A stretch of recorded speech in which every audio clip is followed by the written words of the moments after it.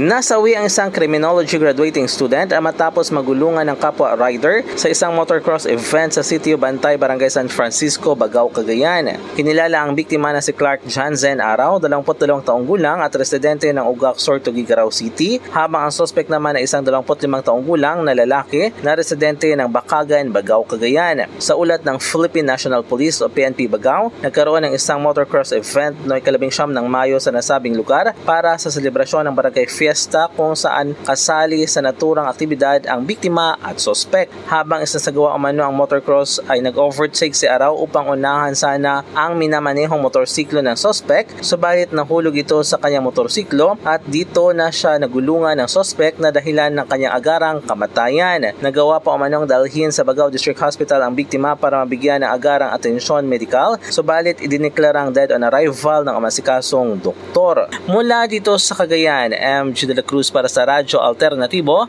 Balita Nationwide.